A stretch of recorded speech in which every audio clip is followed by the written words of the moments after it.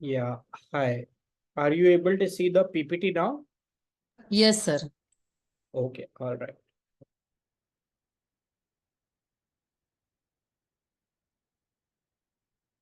Okay, all right. So a quick introduction before we begin. So my name is Apoorv and I'm the regional advisor for Wright State University. Currently, I am responsible for managing South Asia and Southeast Asia for Wright State. So that generally includes countries like India, Nepal, Bangladesh, and Vietnam. So these four countries like are the countries that I manage for Right State. Uh, Even the processing, so I have a dedicated team that operates from India, and we do like quite a lot of application processing in-house. So the decision comes from Wright State, which is the university located in Dayton, Ohio, but a lot of processing happens in-house from India, right? So because of that, we are able to then obviously turn around applications relatively faster. We are able to support you guys with like certain queries that you have in terms of the application process. So that's a little bit about myself. And I wanted to like obviously it's a recent contract. I was in touch with Mr. Amit, and so we have just recently signed up and we are looking forward to expanding our presence in like Gujarat. And we were very careful like of who we want to partner with. We essentially do not want to go overboard with the B2B model. We needed somebody who does like pure B2C. So that is essentially the reason why we approached EEC, and we are like looking forward to nurturing this relationship. And hopefully this relationship like will go on for over the years, and like hopefully we'll be able to make a good deal out of it.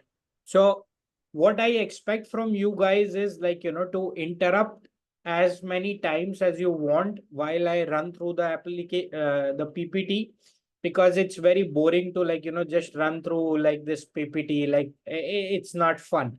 So if you have any queries, any doubts, any confusion, anything else you want to know, I might be able to answer some question, might not be able to answer, but I would be very happy if you guys interact and ask questions, right? So Yes, sir. just interrupt me and feel free to ask. And on that note, I'm just going to give you a quick introduction about the university. Why is it named after Wright State? And so if you essentially see the first slide itself, so the university is named as Wright State University, and the name come from Wright brothers, and that's why even our logo is that airplane. So Wright brothers, the Orville brothers, they were based out of Dayton, and they were the first. I would say they were the inventor of the airplane as we know it today. So they did it that invention in Dayton in a small bicycle shop. So if let's example somebody goes to Wright State University like 7 miles from the campus, that bicycle shop is still there and it has now become a museum. So a lot of students go and want to see like what is the birthplace of aviation. So that is a little bit of history of where the name comes from. So we used to be a branch campus of Ohio University, and then we got our own identity in like 1963. Uh, and we kind of was looking out for the name, and we thought, okay, let's decide ourselves, like and call ourselves Wright State to honor Wright brothers. So that's a little bit of an history of where the name comes from or why the logo of the university is the airplane. talking about the area, so we are a university which is located in the Midwest. So again, if you see Ohio, uh, like again, Ohio, within Ohio, there is like different universities. You have University of Cincinnati, then University of Dayton, Cleveland State, Bowling Green, Ohio University, Ohio State, Wright State being one of these universities in the state of Ohio.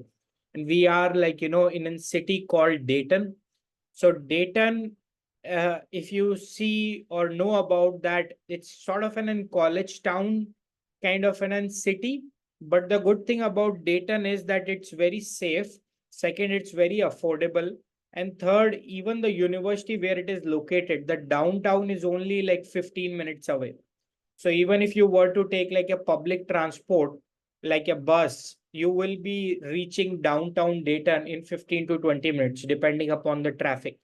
So the students are kind of staying very close to downtown and have all the amenities and the perks of, like the clubs, the pubs, like the restaurants, the breweries, like, the food, like the concerts, the music scene, like, the arts and theater, like some of the live music. So all these events keep on happening on the weekend in downtown Dayton.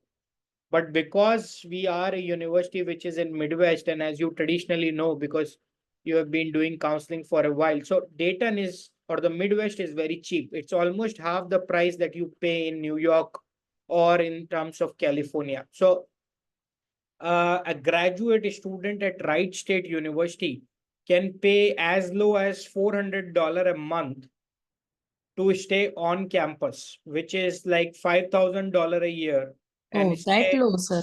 Okay. Yes, it's very $400, and I'm gonna show some slides later and on the website also where all the rates are mentioned.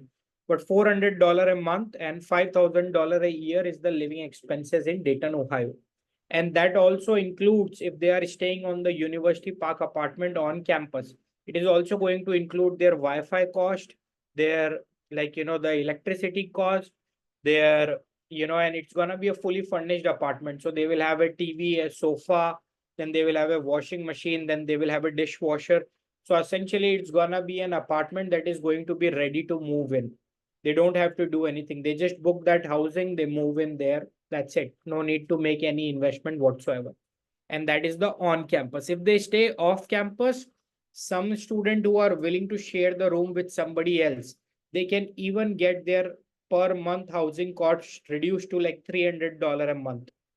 So on campus around $400, off campus around $300 a month. So very, very affordable in terms of accommodation, in terms of the living expense. And that's why a lot of students from India prefer to go to Wright State University, to prefer to go to Dayton, because it's very affordable. It's a state university.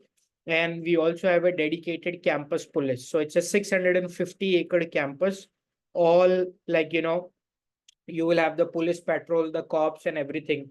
So even in case of an emergency, the student has two options. They can usually dial the 911, or they can also dial the specific number, which is the number of campus police. So dedicated safety is there, which is very important for undergraduate students who are going abroad. So they need not worry about that. In terms of the public transportation system, as you know, in USA, the public transportation system is not that great. In USA, everybody has a car and everybody like kind of drives themselves like wherever they need to go, or they use the taxi service like Uber or Lyft. But in Dayton, you have what we call as the RTA buses. R for rabbit, T for tango, A for alpha. RTA buses. So RTA buses, if you create a pass, then it becomes free for you. And you can travel in and around like, Ohio and in and around Dayton city using RTA buses. I myself have been to Dayton couple of times and I've used these RTA buses, and I'm a big fan of them because you don't really need to worry about any public transportation or any cabs and all that, which is again very expensive. So, and even if they are not taking a pass, one cost like of a trip is only $2.5. So you can use your credit card, and if you use a $2.5 anywhere in Dayton, you can go by paying that. So that's a little bit about the Dayton as an area. And if you expand that area a little bit, if you go in that 1 hour radius, So Cincinnati is a 1 hour drive away. Columbus is again 1 hour drive away. Cleveland would be a little farther, so 1.5 hour to 2 hours away. But essentially, you are at the center. And if somebody has been following up, then Columbus is the fastest growing city in the United States right now. So it's a city in Ohio, and that is the fastest growing thing that is happening in entire USA. So Midwest is really picking up. Okay. And if you go a little farther, like around again 1 hour, 1 hour, 10 minutes, you have the Five River Metro Park, which is like a metro park, and then there is a Kings Island. So if you see this last picture, this is of a Kings Island. So it's like an adventure park. You can go for roller coaster and like various other kind of rides. So that's a little bit about Wright State University and about the Dayton area. I'm gonna pause here. Any questions, any doubts, anything else you would like to know about Wright State or about Dayton? No, sir, but you explained it very well. Like, yes, sir. I mean, from the transportation to the cost of living, everything you have covered so well. Thank you, sir. Okay. Please continue. Okay. All right. So these are some of the rankings. Like it's not very updated because recently US news came in. So I was lazy enough, like I didn't really update the website. But yeah, essentially we are in the top 150 when it comes to the undergraduate engineering programs. Specifically for computer science, again, we remain in the same domain. Some of our programs like industrial and human factor engineering have been ranked like again in top 5 or top 10 in the state of Ohio. So very good programs. I will share like the individual rankings. But essentially, being a state university, we get like huge amount of money from the state and the federal government. So if you see this snippet, we have approximately 15 to 20 doctorate degrees, and we get $13 million in the form of research funding. So what that means is that you will have the best state of class like facilities. So we have a neuroengineering center, we have a Boonshoft School of Medicine. They have very advanced forensic labs.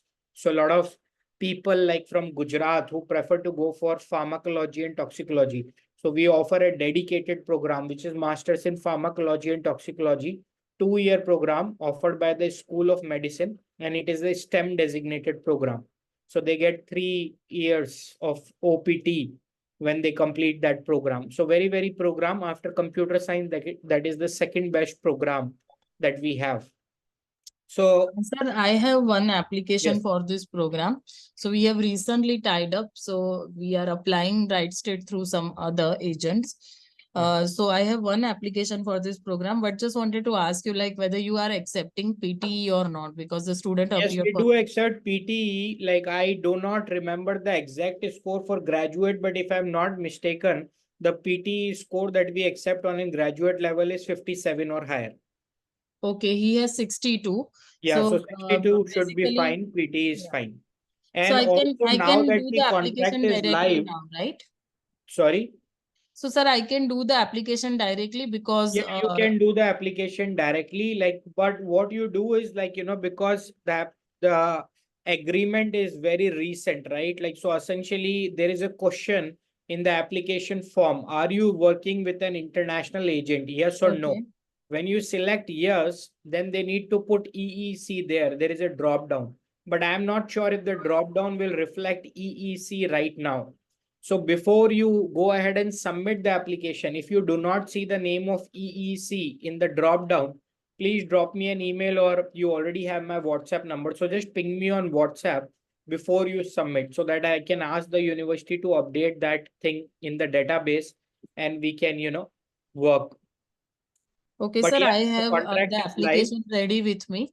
So Yeah. I'll just check tomorrow or maybe today itself, or I'll message you so Yes. that you can update. Yes, sir. Yes. Okay. And so essentially talking about that program, so because it's a program that is offered by the School of Medicine, they get all the resources that the School of Medicine has to offer. And the degree also has a like high prestige in the USA. So with that program, we have had students who have gone into CIPLA, who have gone into Abbott, who have gone into Primark, who have gone into like Pfizer. So we have a really good placement record for the program, and it has different tracks also. So you have the leader admin track, then you also have the clinical trial track, and then you also have a research track. So they have 3 tracks in the program. and they can choose which track they want once they reach Wright State University. Sir, So which three tracks you mentioned? Clinical? clinical trial, then research track, and then leader admin track. Okay, sir, research we are not applying for any students. So clinical, I think we can apply, and leadership track So we can. even research you can apply for, like there is no negative downside to it. If they want, they can apply, because anyway, what you apply does not really determine and it's not really fixed. So once they go there, they can always change. Okay, So I was under the impression that for research application, the student first need to submit the research proposal and take the supervisor approval, then they'll that offer. would be more of a PhD program when you apply for. But on a Okay. master's level, even the research program can be applied directly. And I'm just gonna speak about Wright State because every university does it differently. So I don't want to overstep on anybody's toes. But Okay. essentially at Wright State University, you can apply either for the research or the project based or the taught based program. It doesn't matter. All graduate level programs you can apply for. Okay, good, good. Okay. So moving on, these are some of the association and some of the small clubs and association. It is just a slide for engineering and computer science. It's not exhaustive. There are more number of, again, like clubs and association. So some of them being like women in computing, engineers without borders, material advantage. Then there is also GTA, GRA opportunities, but we only provide GTA, GRA to students after they complete their first semester. So their performance has to be really good. At the start of the program, they will only be eligible for merit-based scholarship. And I'm going to talk about the scholarship in next slide. But essentially, these are some of the clubs and association that the student can be a part of. Now, good thing to note here is, although Wright State University has 13,000 students overall, with approximately 1,300 to 1,500 odd students being international. But even after that, the faculty to student ratio is like very good. So for every 14 students, we have one, faculty. So the student to faculty ratio is 1:14. And some of the classes or some of the programs are really small and very intimate. So for example, if I talk about a program, MS in microbiology and immunology. So in one class, you will probably have 10 students. If I talk about, let's say, pharmacology and toxicology, in one class, maybe you will have 15 to 20 students. If I talk about MS in chemistry, you might have like 5 to 10 students. So there are some programs which are very close knit. So it's almost like you are not going to study in a university, but you are having a personalized tuition because the professor knows you by name. You can approach them, they can repeat the classes, you can make use of the working hours. So a lot of hand holding is done at Wright State University to make sure that the student is successful.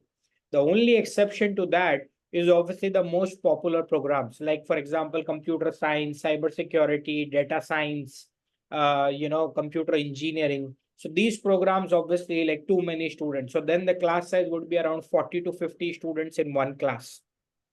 So they need to be prepared that if they are going for certain popular programs, then obviously the student body will be like, relatively heavy. It's not that the resources will not be there, but they need to be then competitive in that program and obviously compete with these other 40 to 50 students in order to get, the assistantship options or look out for a part-time or like work with the professor.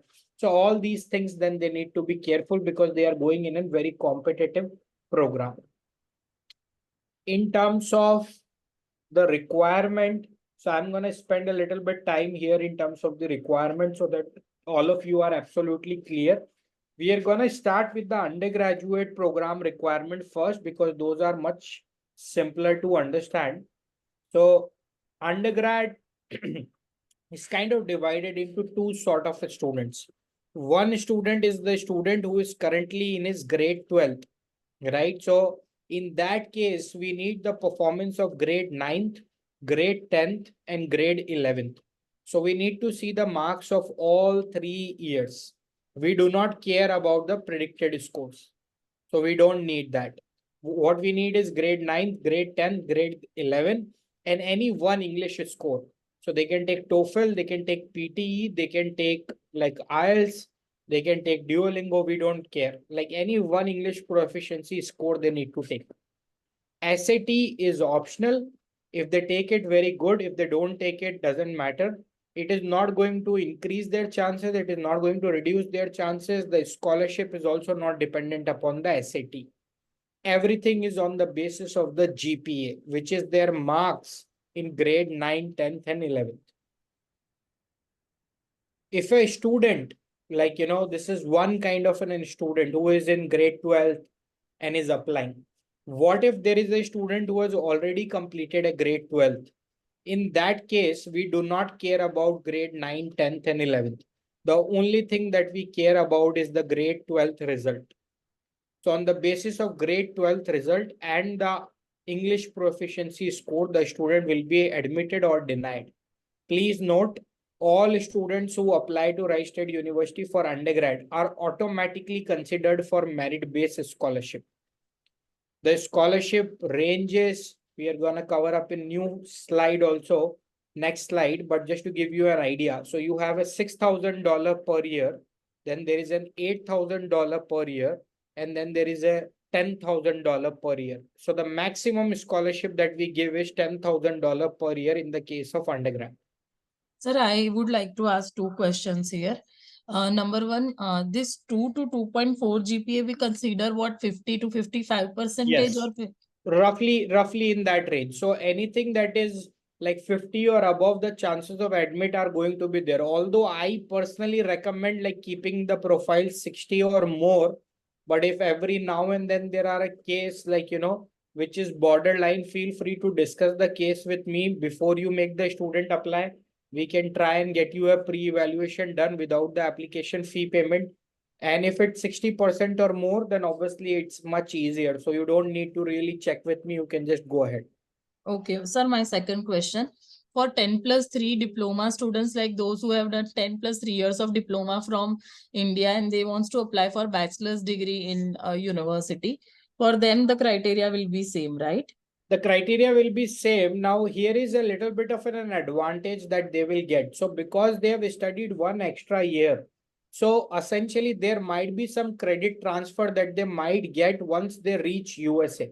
But that being said, it is not guaranteed because there is no way we can segregate the diploma and say, okay, after 10, these 2 years are equivalent to grade 12 and this third year is the first year equivalence. There is no provision Correct. to do that. So we So, advise student generally that you should go with your all mark sheet and detailed syllabus yes. With the official transcript, and they have to go and meet the program coordinator. And Yes. generally they will evaluate like which subjects they are eligible for credit transfer or whether they are eligible or not. So it is Yes. generally after they reach there, then they can apply or claim for this credit transfer. So that is quite clear, sir. That is absolutely correct. And that is why they will apply as a freshman and not really as a transfer, because sometimes the Correct. student then gets confused and apply as a transfer, but no, they will apply as a freshman and this process will happen once they reach, as you rightly mentioned. Correct, sir. So this is about it for credit transfer. Correct, sir. Now about the PG requirement. Yes. Yes. So before we move to PG, one more thing. Now let's take another case where there is a student who has completed grade 12, but they did it, let's say in 2022. And now they have decided that they want to go for fall 2024. So what we need then is when you upload the grade 12th mark sheet, we also need a letter of explanation explaining what the student was doing in the gap year. So from 2022 till 2024, what did the student do? Did the student enroll in an institution? Was the student involved in family business? Was the student just sitting idle? It doesn't matter what the student was doing, but we need to understand where did that time go. So if you are having a student who is applying after gap years, please make sure that with the grade 12th mark sheet, you also upload like a Word document with 200 words. You can explain what the student was doing, like, from grade 12 till the time that he's applying for bachelor's. Noted, sir. Okay. Any other doubt? Not for undergraduate, sir. No. Okay, all right. So moving on to the graduate. Now, graduate is like little more tricky because see, graduate programs have very specific requirement by the program. So it's very difficult to generally generalize, like, that, hey, this is the kind of profile that will be admitted for every program. But I have still made an attempt. So essentially speaking, a 3 GPA on a scale of 4 is the soft spot where the admits start to come in. So for example, if you see a student, let's say from Gujarat Technical University, has a GPA of a 7.3, maybe let's say one backlog, and is applying to Wright State University with 6 IELTS. So 7.3 with one backlog and with 6 IELTS might get an admit. Like, the chances are good. But let's say if there is a student with a 7.5 with like 4 backlogs and with a 6 IELTS, again, the chances will be lower. But let's say if a student has an 8.2 GPA with like 3 backlogs and again a 6 IELTS, then again the chances will be more.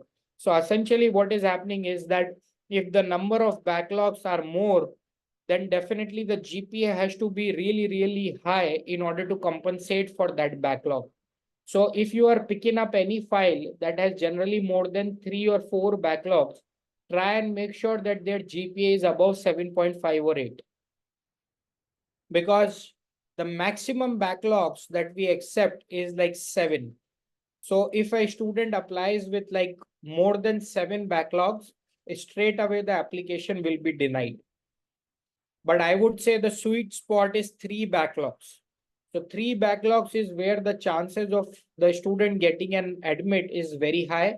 5, the chances are like low. 7, definitely it's gonna be a reject. So 3, 5, 7 is the game that you can play. Obviously, we would be more happy if you give us like, applications where like there are no backlogs, especially for 4 programs: computer science, cyber security, data science, and computer engineering. Anything within the computer science department does not like backlogs. They have too many applications and too limited seats. So the chances of you getting a rejection will be very, very high. So if it's a CS file, always pick a file which is 7.5 and above GPA and not more than 1 or 2 backlogs. And sir, in general, if we are not talking about the computer or IT, for other programs, what should be the minimum CGPA that we should consider, like 7 or 6.5 or something? Sometimes a 6.5 also works for non-CS. So for example, if you take a case of a mechanical engineering program, or you take a case of an industrial engineering program, or you take a case of electrical engineering program, so, or material science and engineering for that matter, or let's say clean and renewable energy. So some of the non-CS programs, they will be a little more flexible. Their GPA goes in a range of 2.75 out of 4. So essentially they start admission from a 6.5 onwards and more. So with CS, keep it 7 or above. With non-CS or non-IT, you can still play around with 6.5 and above and try. Once you sir, do a couple of for applications, you will get a feel of it. For pharmacy, sir, what is the percentage? Pharmacy also operate in the same way, but pharmacy is one program that is very passionate about the statement of purpose. So if the GPA is less, then the student needs to explain in the statement of purpose why their GPA is low. So they are going to specifically read the SOP very carefully. So some agents, some agencies, some students have a tendency of copy pasting SOP and changing the name of the student. So that approach does not work with this program. If they see 2 or 3 sort of similar SOP, they are going to cancel the application. So make sure that the student who is applying for pharmacology and toxicology program is submitting a neat and clean and a fresh SOP that is written by the student and is not copy pasting stuff from website or from AI or from all these other places. Okay, so plagiarism check करके भेजे in short. Yes, yes. Okay. Sir मेरे पास जो student है ना pharmacy के लिए उसके कितने 6.5 CGP और 65%. Yeah. 65 या 67% है, उसके पीटी में सर 62 है. आपकी भी सर स्लाइड में तो पीटी नहीं लिखा है ग्रेजुएट में. Yes, like, but I remember, I think it is 57 or higher, so should not be an issue. In a graduate level, generally we do not recommend. That's why it's not there in the slide, because the visa success rate of a PTE student is like, very low. So generally speaking, they know Gujarati student face like a little bit of trouble in speaking English and all that. So they prefer that they have taken IELTS. So that's why we don't really promote PT, but yeah, we'll accept it like, if it's a student who has taken PT. Okay, sir. So SOP is the requirement for computer science. No, no, no, For no. computer. SOP is the Yes. requirement for pharmacology and toxicology. All the CS and IT and all these like engineering programs, they generally do not ask for an SOP. So computer science, data science, like cyber security, computer engineering, electrical engineering, mechanical engineering, all these programs, they do not need a statement of purpose. Only the pure sciences program, like for example, microbiology and immunology, chemistry, neuroscience, pharmacology and toxicology, right? Chemistry. So these kind of programs will need the SOP, something which is pure sciences. Engineering will not need the SOP. Uh, I think you are on mute. So, sir, engineering and computers, they don't need SOP. They don't. Only pure science programs need Yes. SOP, right? Yes. Okay. Yes. And sir, what about GRE and GMAT? How many? GRE and GMAT are currently waived off, and as of now, we have not received any information on summer 2024 and fall 2024 that they will be reinstated. So any application for summer 2024 and fall 2024, which will be submitted right now without the GRE, will be honored. If we receive the update from the university that they are reinstating the GRE, we are going to let you know. But I do not foresee that it will be done before fall 2024. So the changes might happen after fall 2024, but till fall 2024, there is no requirement of GMAT and GRE.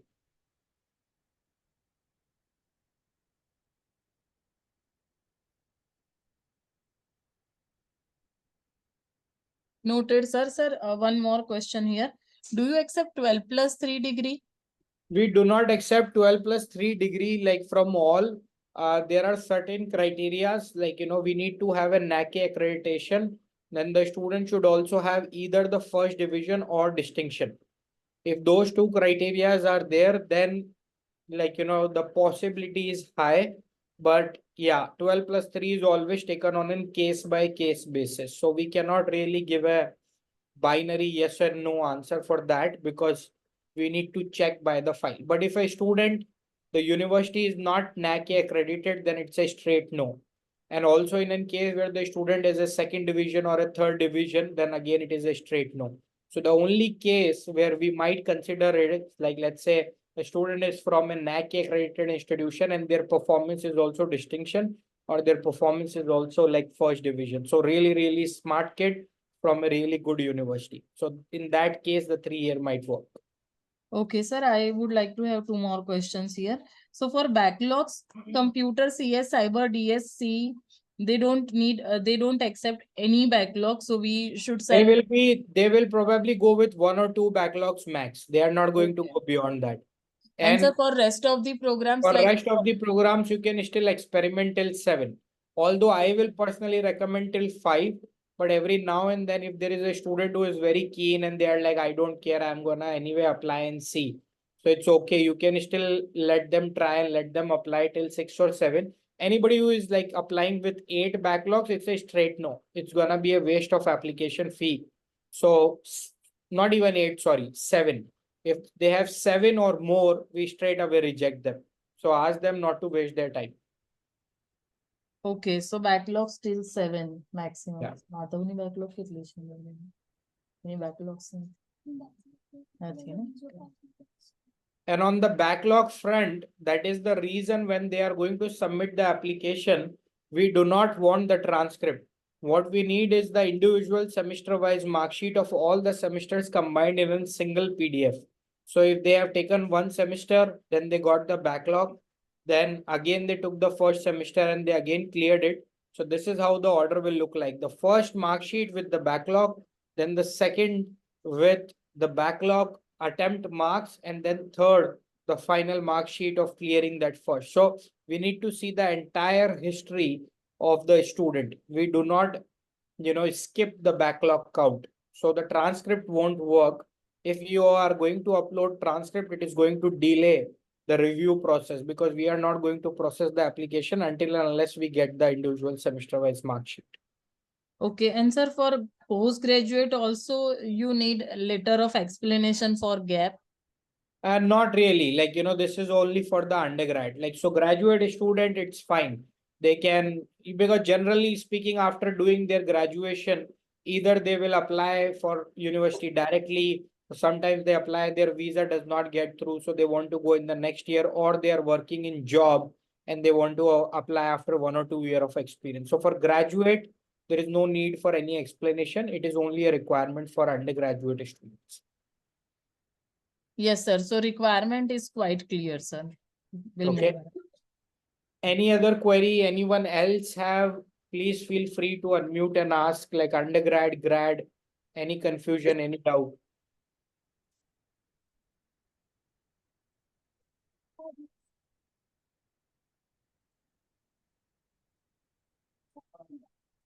Okay, nothing. Okay. So moving on, and yeah, one more thing. For all these English scores, official score reporting is required. But like what we can do is, once you do the official score reporting, once you submit an application, let's say if you are dropping an email that, hey, we have submitted a new application.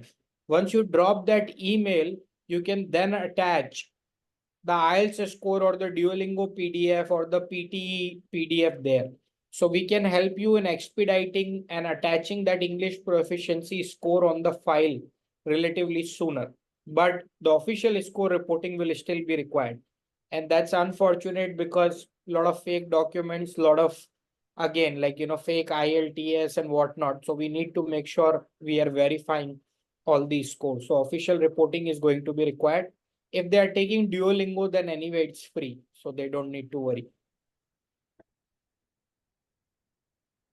All right. So I'm moving ahead.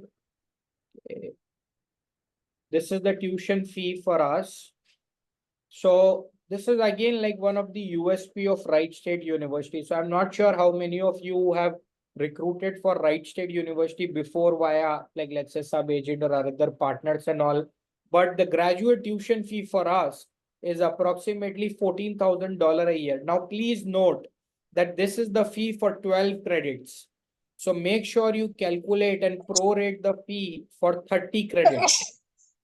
Okay, so 14,000 into 2 is only going to give you $28,000. But $28,000 is not the correct tuition fee for the complete graduate program. So you have to do kind of a 2.5 times if you would, because the I-20 that is issued for 12 credits and not 15 credits. So please be very mindful, explain it to the student, because the credit system is the concept that not many people understand. So all the graduate degrees on the engineering and the IT and the computer science side are of 30 credits, 30.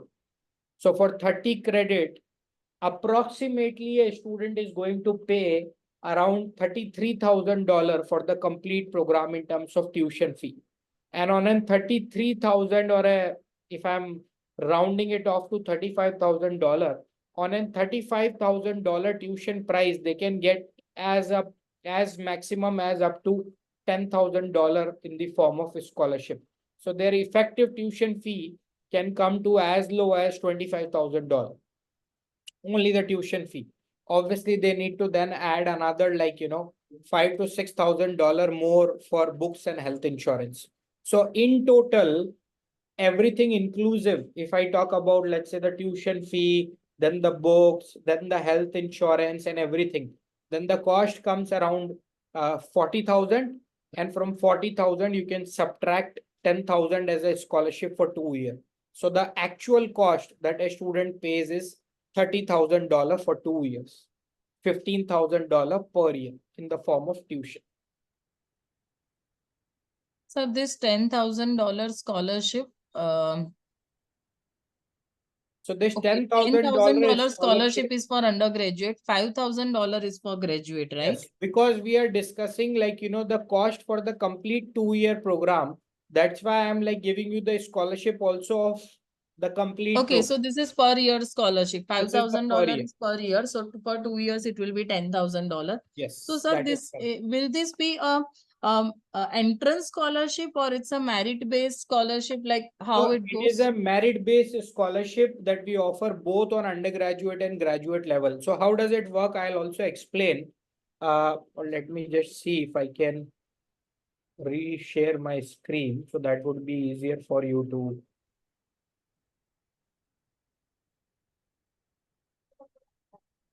I think you can see my desktop now.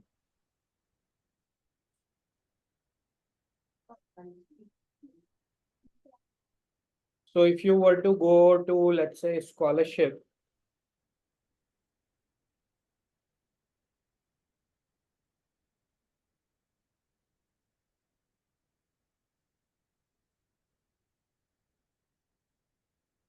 so can everyone see my page?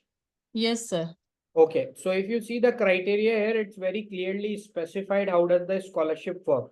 So if a student applies and is admitted, let's say on in 2.9 GPA or like a little bit higher, 2.99, then they'll get $2,500 a year, which means on a graduate level, they will only get $5,000 for 2 years.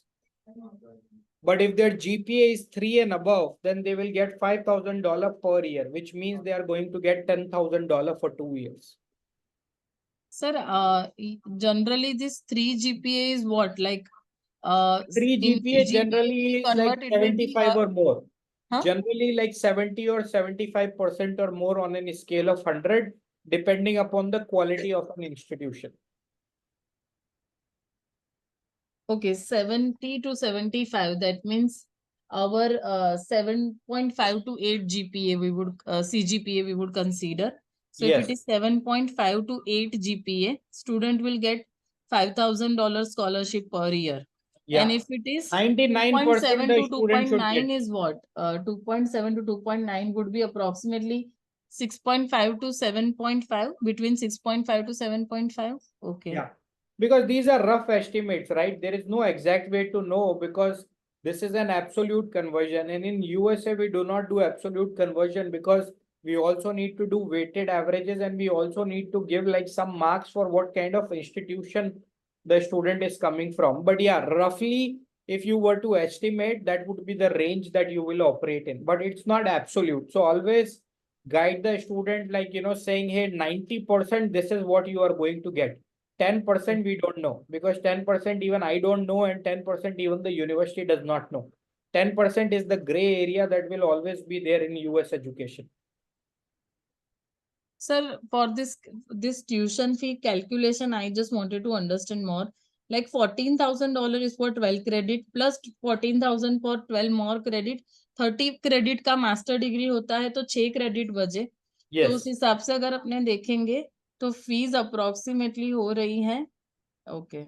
So I'll also tell you 1125 is the cost for all the engineering and CS like per credit cost. So if you do into 30, this is the cost Okay. 33,750. Correct. Then Correct. I'm adding like, kind of Insurance like and all. another Yeah. insurance and books and whatnot. And I'm just rounding it off to 40,000 because it's always better if they're prepared for more. And even if it's 39, they are not going to complain.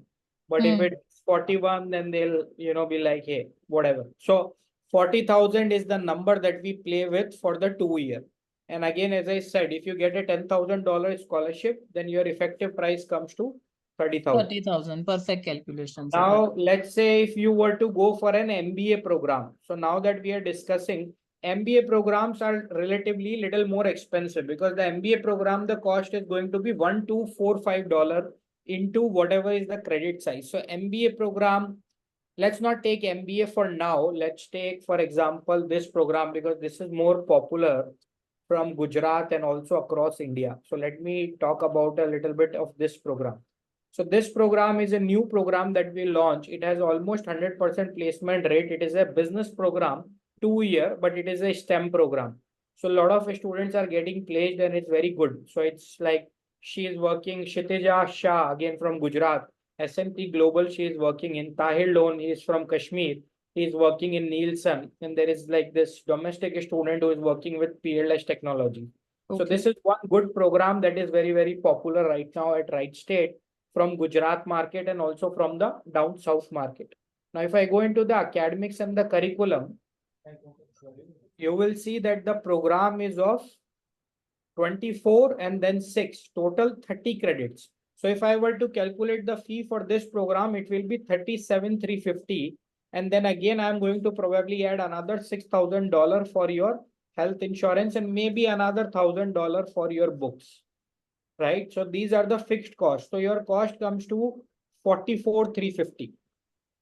So that is the difference, right? Like here it is 40, here it is 44,350. Or if it's easier for you to remember, you can say business programs will be around $45,000 and your, technical engineering program will be around 40,000. The scholarship does not change. Scholarship is 10,000 for this, 10,000 for this. So your effective can be 30,000 and then your effective can be 35,000. So this is the game.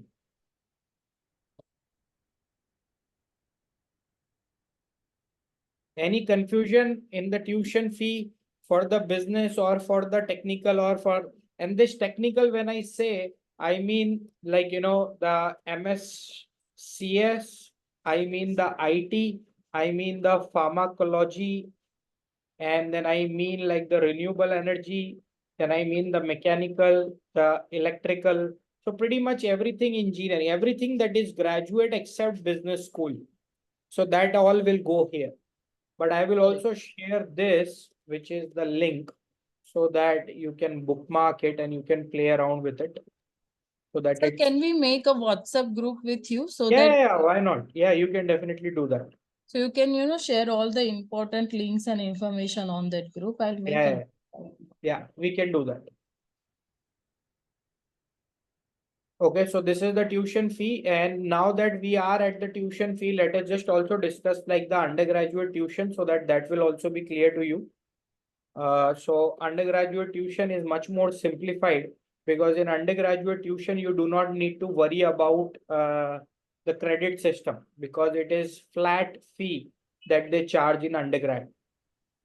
So in undergrad, if you see, this is the cost, which is 25,556, then 300 for international fee, 50 for career services. So roughly 2,500, then 2,800, then roughly 21,000, and then another 3,000 for your insurance. So roughly $24,000. Okay. And if you see $24,000, is that clear? 20 and then 22, 22 and 23, and then 23 and another 2,500. So roughly 24,000. And on 24,000, again, the scholarship remain the same. But undergrad, we pay like very good scholarship. So if you go scholarship here, you will see we have 3 slabs, 6,000, 8,000, 10,000. Sir ये under graduate का जो fees आपने बताया है $22,000 to $23,000, तो ये sir कितने credit का है? ये भी 12 क्रेडिट्स का In है? the undergrad, it does not have to worry about the credit because even Okay. if they take 12 credit, the fee will be same. If they take 15 credit, then the fee will be same. Even if they take 18 credits, the fee will be the same. Okay. So the good thing in undergrad is, technically speaking, if they were to take 18 credits, then they can even reduce their cost because the total program is of 120 credit. So what a general undergraduate student does is they take 15 credit in one semester. So they take 30 credits in 1 year, and 30 multiplied by 4 gives you 120 credits. Correct. Right? So that is the flow. They go with 15, 15, 15, 15, 15, 15, 15, and 15. They take 4 years, 8 semester, and their 120 credits are over. But what if they decide, I don't want to take 15, I want to take more? They can take 15, then they can take 18. Then they can take 15, then they can take 18. Then again they can take 15, then they can again take 18. So if they want, they can take more credits. And the moment they take more credits, the fee remains the same. So they don't pay for extra 3 credits. From Okay. 15 to 18, it remains the same. Am I making sense? Correct, sir. Undergraduate, we know, like, if students take extra credits, they first have to take permission from their program coordinator. If they allow to do the extra credit, student But can do the generally extra credit, speaking, but they 12, don't have to 15, pay extra 18. for it. Yeah, generally 12, 15, 18 is acceptable. Like you don't really need extra permission. Like above 18 is when you need to get the permission, generally speaking. Oh, If okay. a student has a good like academic record, the cases where the permission is taken after 15 is for those students whose performance is not like really good. So if their GPA is not that great, then the advisor might not allow them to register for 18 because advisor will be like, आपसे 15 ही deal नहीं हो रहे तो why are you taking with 18?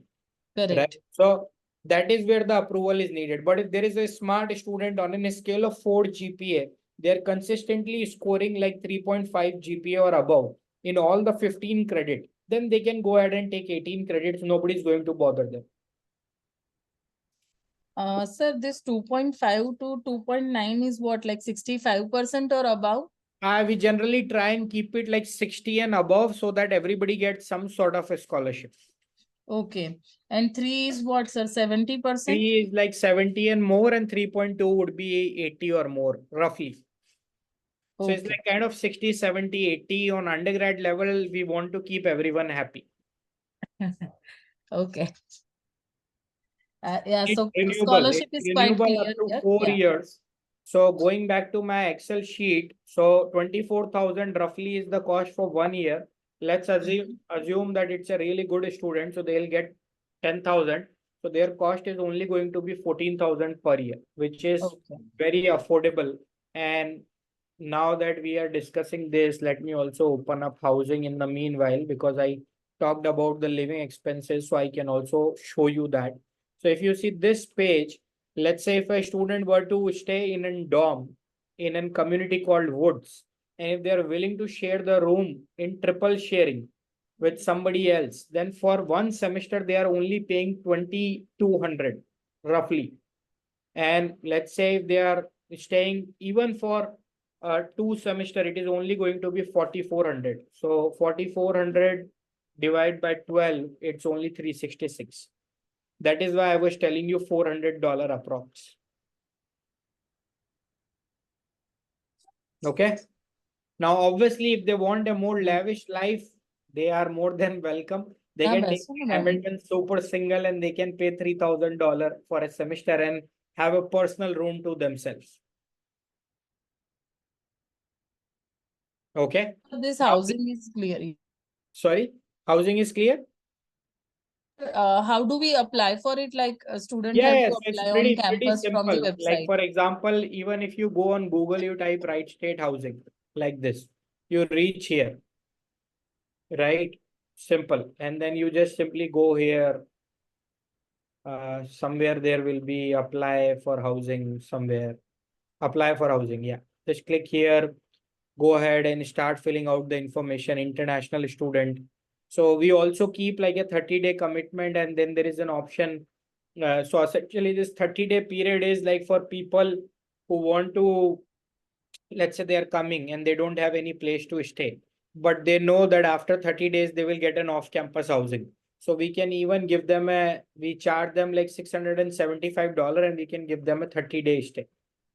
Okay. Okay, so this is a good option for the student who will then shift into like an off-campus housing later, but immediately do not have the option to kind of shift. Correct. Yeah. Okay, and different types of options are here. Like again, as I said, college apartment is there. These are all apartment types, and then there is also dorm types.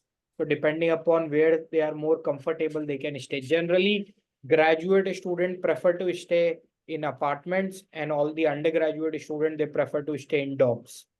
The only one thing that you need to make a note of in housing, if the student is a minor, then it is mandatory for them to stay on campus. Then they are not allowed to stay off campus. Sir, minor is what, like 18 below? Minor is, I would say, if I remember it correctly, it is like 17 or below. So if they are Okay. 17 or above, then they are okay. But Sir, it is just it a rule that first year student have to compulsory stay on campus? no rule like that. Yeah. Okay, so this was the costing. Any confusion in terms of undergraduate costing? No, sir, quite clear. Because Gujarat is also a good undergrad market. Like, so my focus will be that with EEC, we are able to get some undergraduate enrollment as well. And anyway, Canada is like going crazy in terms of all the cappings and whatnot. So I don't know if the market will shift and like, will start going to US again because of the Canadian thing that's going on. So we'll have to see. But essentially, this is the tuition fee that is there. And as I said, this all scholarship is renewable. So the maximum that they get is $40,000 over the course of 4 years. All they have to do is maintain the GPA and the scholarship will be renewed. And this 10,000 is going to be broken by the semester. So if they're going for fall, they will get 5,000 in fall, then 5,000 in spring. Then again, if they're going in spring, then they will get this 5,000 in spring, then 5 in fall. So it comes by the semester. Correct, sir. Okay. So yeah, this is about housing. Sir, what is the application fees? Application fee for undergrad is $30 and for grad it is $70. And we do not provide any application fee waiver whatsoever. And if a student applies for one intake and by any chance he is not able to go and go for that particular intake, there is no option to defer as well. They will be required to again apply, pay the application fee again for the next semester.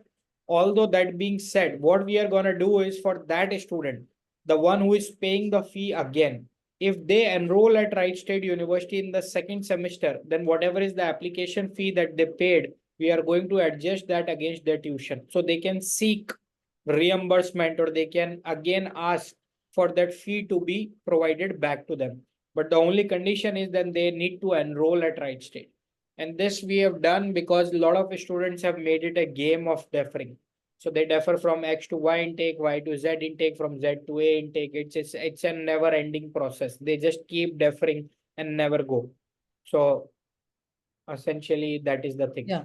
Sir, two more questions. Yes. What is the deposit amount that you required one student We do get an not charge upgrade? any deposit from the student, like for any stage. So the only time that they pay any money is when they pay the application fee, which is $30 for undergraduate and $70 for grad. We do not charge them for I-20. We do not ask for tuition deposit. We do not do all those things. If they want to stay in Wright State, they are welcome. If they want to transfer out, they are free to do that. Be my guest. We don't Sir, care. what is the I-20 amount that a student needs to show for UG and PG? That will be the same. So the tuition fee link that I've shared on the group. So I will again share it once you create the WhatsApp group. But essentially the price that we mentioned here is the price that will come on I-20. So on I-20, typically they will need to show a 33,870 for undergrad. And if I talk about graduate, then they will have to show approximately 27,004. So the same thing that we highlight on the website is the same thing that we put on I-20.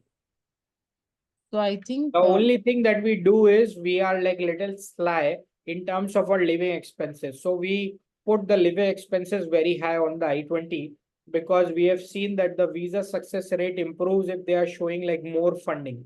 So we cannot ask them to show more money in the form of tuition fee, but that's why we have kind of kept the living expenses relatively higher. So in actual sense, nobody really pays $10,000 in the state of Ohio, but we have just kept it that way so that they show more money to get their I-20.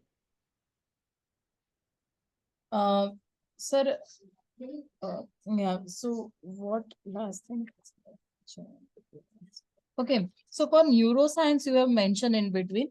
I just Yeah. wanted to ask, like, whether our international students are eligible for Yes. neuroscience or not, because we are So this seeing. is the link that I am going to share with you again once we create the group. This is the link that you are going to live and breathe with. You don't care about the entire website. You only care about this link, which has international in it. If the program is here, it is for the international. If the program is not here, it does not matter whether the program is on the website or not. It might Okay, be a so it's domestic quite program. clear where you also mentioned the STEM and non-STEM, yeah. So this is like a cheat sheet that we have created for all the agent. So then it's so much easier for you guys to like counsel the student. You can just open here and the same approach like goes for undergraduate also. So you will have the same exact thing for undergraduate. So it's very easy again to go here and see which program is what.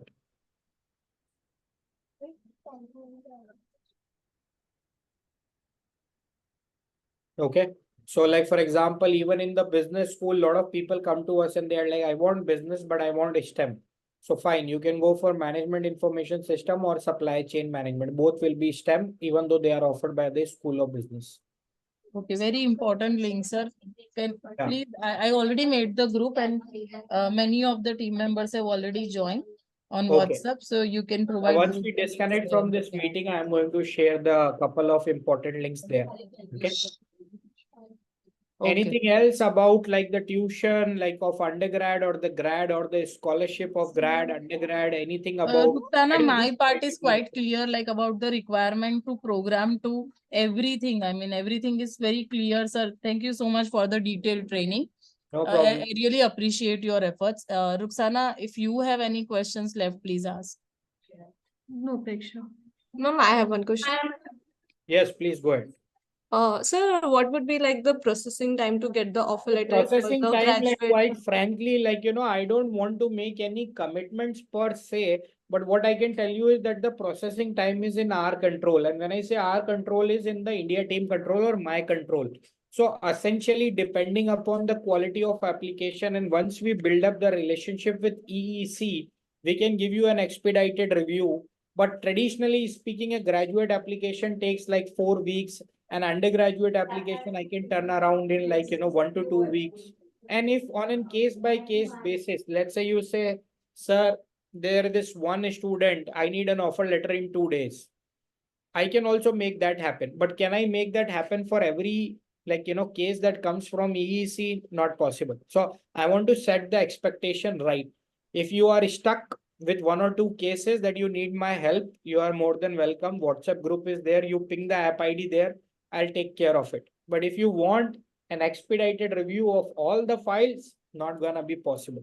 Because again, it's practically impossible to provide that kind of support. But yes, what we have done initially is because this volume of application keeps on fluctuating. Now we do not know what will happen in the election year. We do not know how the market will react for fall. So, but we have still hired some new people in the processing team, and we have brought down the processing time. So just to give you an idea, I have already processed 70% of my applications for summer and fall already. And I've already issued I-20 for summer and fall 2024. So we are Sir, very quick when just it comes wanted to to ask. Yeah. processing, because the slots are very limited. The visa slots are not available. So what we do for some of the partners that we develop a good relationship with, eventually after 1 or 2 intakes, then we prioritize those apps very quickly. And then we help them out with the processing so that they can help us out in recruiting and getting the visa slot and all. So we'll have to see how the relationship evolves. But yeah, like if any application is being pending beyond 4 weeks, feel free to ping me on WhatsApp. I will take care of it. It should technically not take more than 4 weeks. 4 weeks should be fine, a good enough time for us to interview. Yes, sir. So the student I was talking about applied on 18 December and today is 17 January. Yeah. So it is like 4 weeks working or like So you just a can full. always send me the application ID of this student after the meeting. I can take a look about where the application is, what is the problem, is it with the department or what. Now see, there are two things. Always remember this. When it's a graduate application, I can only do as much as processing the application. Once I process the application, I send it to the department for the decision. Now the department can take as many weeks as they want, and there is nothing I can do. My job is to process and send it. Sometimes they make the decision in 1 day, sometimes they take 4 weeks. That is the problem with graduate school. But if it's an undergraduate application, we do not send it to the department. We internally make the decision. So undergraduate, the problem does not exist. Once we process, the decision comes in 1 or 2 days. But in graduate, it depends upon the department. Some departments are really lazy. Some departments are really slow. Some departments are really quick. So it really depends upon which department the student applies for, and there is nothing we can do about it. Although every now and then I am like kind of authorized to send a stinker to the department. So I can always send an email and tell them to do their job. if they are not really doing anything for a few weeks. So we can do it, but not all the time. Sir, I have another question. I just remember while you Yeah. put this slide. So for deadlines, you mentioned three intakes, fall, spring, and summer. Is there Yeah. any link where we can get which programs are open for fall or summer or for So spring? generally in the application itself, you will see which one is that. Like, but I understand if you need a list, it's very complex for me to create that. But I'll give you a thumb rule. Anything related to computer science or IT is not going to be there in summer because they always get like two major intake in fall and spring. So they always reach capacity and then they decide that in summer I do not want students. So even though sometimes in summer they are open, but I never recommend to my network partners to do, let's say, an MS in computer science or an MS in IT or an MS in cybersecurity in summer. So stay away from all the CS and IT related programs in summer. Everything else, mechanical, electrical, industrial, MBA, marketing analytics, pharmacology, toxicology, doesn't matter which program it is. Feel free to submit for summer. So essentially everything is there for summer except CS and IT. That is a good way to remember it. Okay, sir. Thank you. That's the questions are over from my side. Team, if you have any questions, you can ask them. This is like the life cycle while you think of the question. So you create an account and you obviously fill in the profile section, you submit the application, you pay the fee. Once you pay the fee, then you send the official score, you upload the documents online. We do not accept documents via email. Everything has to be uploaded on the portal. So make sure that the documents are on the portal. Once the application is complete, we review it, we release the decision. And these are just some of the companies. If a student asks, hey, where does the student go? The student go everywhere, be it Intel, be it Apple, be it Tesla, be it like Meta, be it like Google. We have had students everywhere. So it's a very good in terms of employability. We keep career services as a very big focus of Wright State University because we are in Midwest Ohio. If the student are not successful, they don't show up. It's a boring place. Everybody knows that. It's not New York, it's not California. So you need to do really well in terms of job placement, in terms of like, the quality of education. And I think Amit sir studied in Purdue, so he can share more about the Midwest. But essentially, that is where, a lot of supply chain, lot of manufacturing, lot of operations stuff happens. And these are some of the local companies that you might have not heard of because these are very local, but they recruit very heavily from Dayton, from Wright State. So you have the Emerson Technology, you have Leidos, you have Caterpillar, you have Trimble, you have Northrop Grumman, you have a GE Aviation, big company for aerospace engineering program. Some success story. Uh, this guy is working on blockchain. This guy is working in Intel. This guy is working in Mercedes Benz.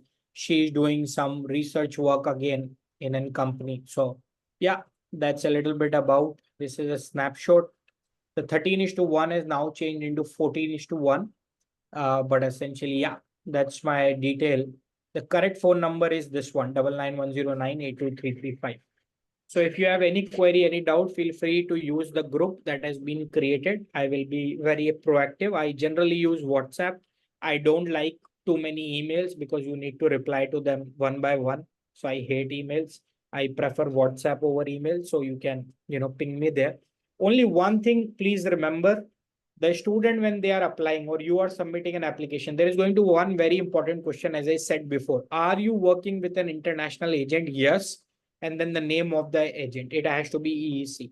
If a student is not tagged and the application is submitted, there is no exception to the rule. Even if the student enrolls, registers, does whatever, no commission will be paid to EEC. So all the counselors, like some of them might be clumsy like me who make those mistakes. So please do not make mistake. Please select the name of the agent, EEC. Please mention that the student is working with the agent. If you do not do so, I will not be able to provide the commission. That is the only one thing that you need to be careful.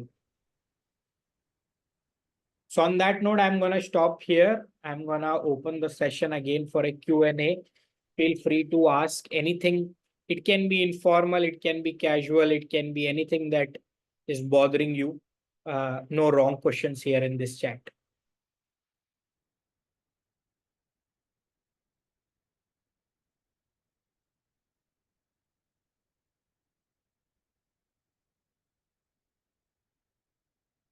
Okay. I see no questions so far, so hopefully the questions will come via WhatsApp later. If you face Yes, any sir. issues with the student or any particular case, and please use me as a kind of a support tool, like use me as a counselor if you would for Wright State. So if in doubt, do not like press that submit button or pay that app fee. Save that money for the student, discuss that case with me before you go ahead and submit it. Okay, so if you're comfortable with an application, go ahead. If not, use me, ask me, and I'll be happy to help you out. Sure, sir. We'll do the pre-assessment on WhatsApp, and once we get the answer, then only we'll submit the application. Yeah, and like obviously it's not a prerequisite in the sense it's not a requirement for every case. If you know it's an 8 GPA or above clear case, no backlog, good IELTS, no need to check with me. I'm just saying because you all are counselors, you have your own gut feeling, so go with it. But if you are in doubt, feel free to reach out. And one last thing, in case of a master's student who has done like what we said after 10th a diploma, then we will also need to see their diploma mark sheet. So sometimes they will only upload the 3-year mark sheet. So let's say if I am after 12th, did my diploma, and after diploma, I got an entry into the second year in an institution in Gujarat. Then what I will need is I will need the second year mark sheet, the third year mark sheet, the fourth year mark sheet, all 6 semesters. And I will also need the all 6 semester results of diploma. Correct. I need the whole thing. So I forgot to mention that because in Gujarat, it is very relevant because a lot of people do after 10, like a 3-year diploma. Sir, one last thing. Yeah. So can you help me with the letter which was like applied through the sub agent, like in December, because that was that at that time we were not like the direct agent. So Yeah. in what way I can give you the thing, like I can message you the WhatsApp on WhatsApp, the ID and everything, and you can help me with the offer letter. So now, like, so essentially, whatever is done in the past, like, that's gone. Like, forget about that because that might be tagged to your older agent, how you submitted it. But for any new case, what we have done is we have removed the whole paper-based or any form or whatever. In the application itself, there is a question now for the student. Are you working with an international agent? Yes or no? The moment they say yes, you can just mention the name of EEC there. That's it. So you don't need to do anything additional. All you have to do is before submission of the application, select EEC name.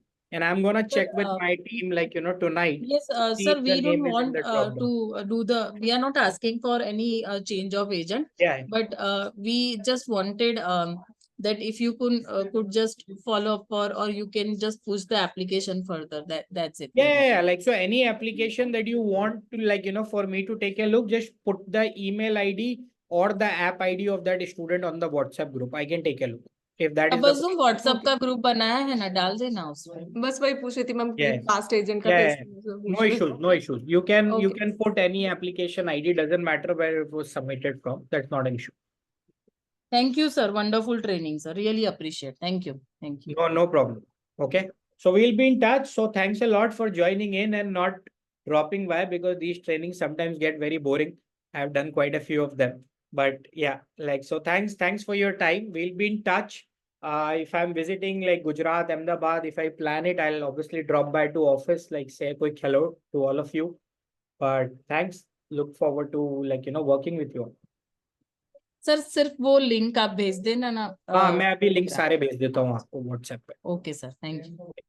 Okay, all right. Thank you, everyone. Take care. Team, I'm going to end this meeting, and after half an hour, we'll take another meeting. That internal meeting we wanted to continue. We have students who are waiting. So after maybe half an hour or 1 hour, I'll call you again. Okay, bye. Okay, bye.